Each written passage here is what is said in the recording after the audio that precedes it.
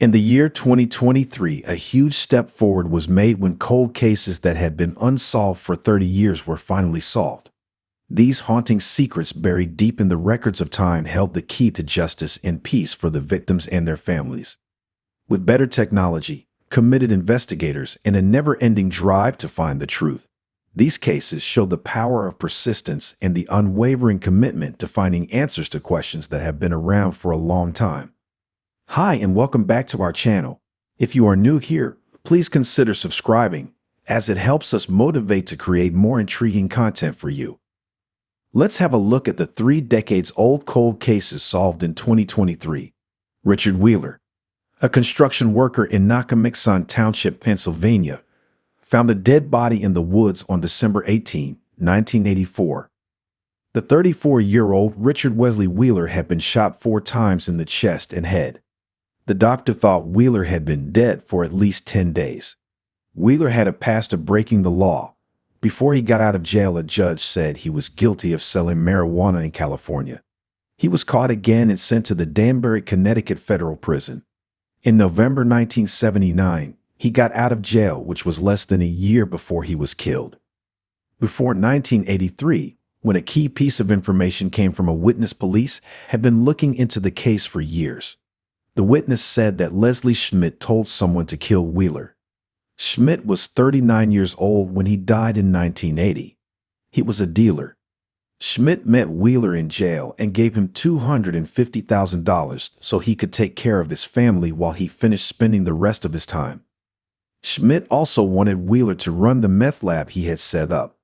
Schmidt was mad at Wheeler because he thought Wheeler spent the money on himself instead of Schmidt's family. Schmidt decided to kill Wheeler because of this. Someone who was there said that Schmidt's German friend was the one who pulled the gun. The police thought the man was German Peter Erich Marchner, who had taken boats before in the Caribbean islands. Marchner had been in jail in the U.S., but he did not get removed. He ended up in Nockamixon Township, where he became Wheeler's bodyguard and driver. Schmidt told Marchner to kill Wheeler, so he used a gun to do it and then left.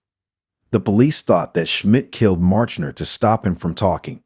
The case went on for more than 42 years without any arrests, but in 2023 the police decided to look into it again. 2 years after the murder, they found out that Marchner had been arrested in New York for a drug plot under the name Charles McLaren. Because their fingerprints were the same, they knew that McLaren and Marchner were the same person. McLaren had moved to New Jersey, started a family, and had a successful car business in New York City. His family did not know that he had done bad things in the past until he died in 2006. Charles Schmidt, who planned the killing, died in April 2022 at the age of 80. By the beginning of 2023, everyone involved had died, so the police ended the case and told Richard Wheeler's family that Peter Marchner had killed him on the orders of Charles Schmidt. Sue Klaber.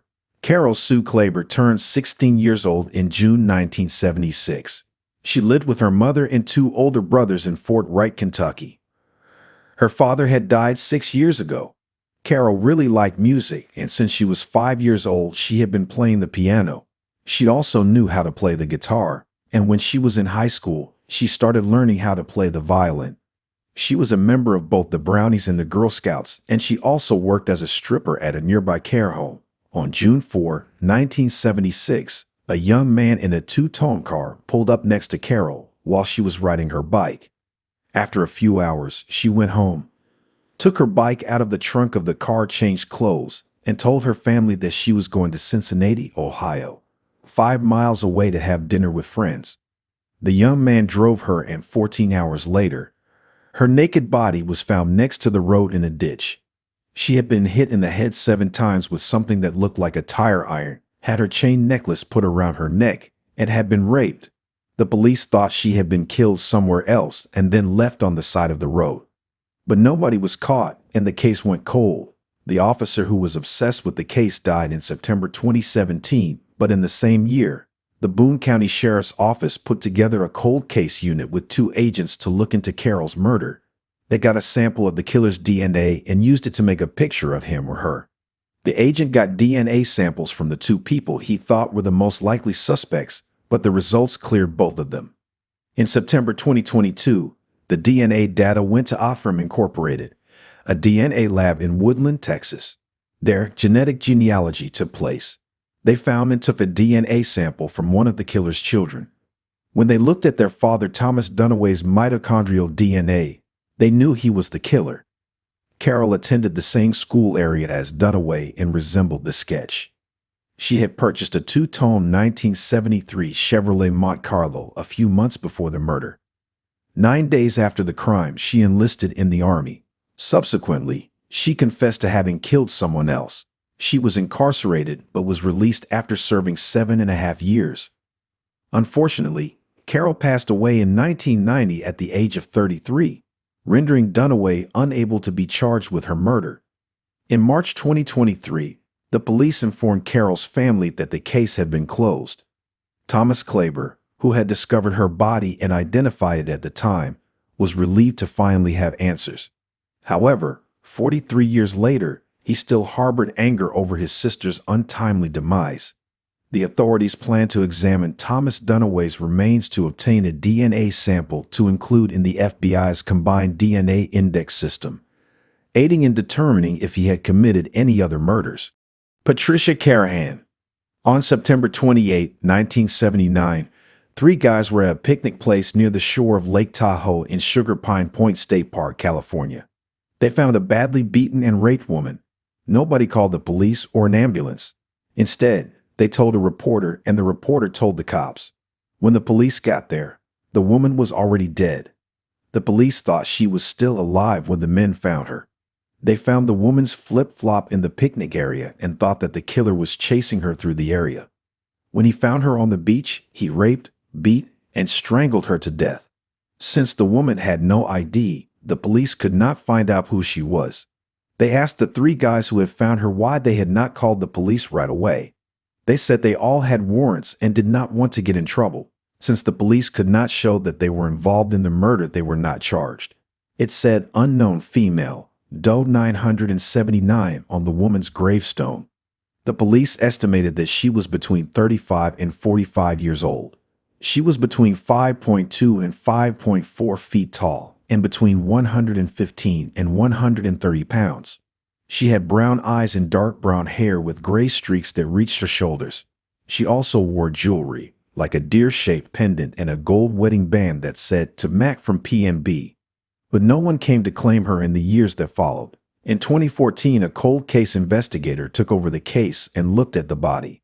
The jewelry was taken, and when the inspector saw the necklace with what looked like a deer pendant, he knew it was a Che symbol, which is the Jewish sign for life, and was worn by Elvis Presley. The agent sent pictures of the jewelry to Jewish newspapers. When a 61-year-old woman saw the pictures, she thought they might be of her mother, who had gone missing in 1979 while going alone to California.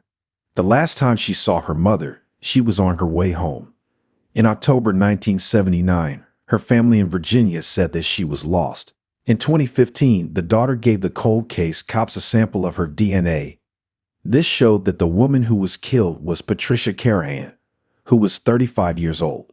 She drove her van to California, and in Venice, California, she left it in a parking lot. At the time, there was no reason for the police to think that Jane Doe in South Lake Tahoe had anything to do with the van. The distance between the two places is almost 440 miles. After 36 years, the name of the victim was found out, but nobody knew who killed Patricia Carrahan. During the autopsy, a sample of the person's DNA was taken and kept. The DNA from the exam was the same as the DNA from a beer bottle that was near the body. The 3 guys who found Carrahan were the first to have their DNA checked, but none of them were a match. They put the DNA into CODIS, but there was no match. In 2020, Ancestry's 23andMe database got the DNA profile, but it did not lead to any new details. The police then heard in February 2023 that CODIS had found a match. 6 years ago, Washington State started the Sexual Assault Kit Initiative to clear its pile of sexual assault cases. A poor woman in Spokane, Washington, said that Harold Carpenter had raped her in 1994. For this act, he was caught. The next day, they took a sample of Carpenter's DNA, but he was still let go. After that, the woman disappeared, and years later, when she was found, It was found that she had died, so the district attorney did not press charges against Carpenter. But the police kept Carpenter's DNA in a closet for 19 years. It was uploaded to CODIS in February 2023 as part of the Sexual Assault Kit Initiative. It was about the death of Patricia Carrahan. When the murder took place, Carpenter was 19 years old. The police knew Carpenter was in California at the time of the murder. Carpenter was caught the day after the murder in Susanville, California, because the cops thought he had been drinking and driving. When he lived in Idaho in the early 1990s, he had many run-ins with the state and even did a few small crimes.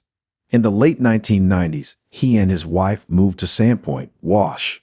In 1998, he was found guilty of hitting someone in his own home. In the same year, he and his wife split up. Over the next 10 years, he was charged with driving carelessly, driving while drunk, disturbing the peace, and having drugs. But none of the things he did were bad enough to warrant taking his DNA. In 2018, he was a suspect in a rape case, but he was never caught. He did not have a place to live from 2016 to 2020. In 2020, he moved into an apartment building for older people with low incomes. In 2022, he was again a suspect in a crime, this time for unwanted sexual touching, but he was not arrested. On March 1, 2023, 63-year-old Harold Carpenter was caught for killing Patricia Carrahan. It had been more than 43 years since the murder. He was being sent to California when this video was made. Harold Carpenter is thought to be innocent until a court of law says he is guilty. What do you think of these cases? Let us know in the comments section below. Thank you.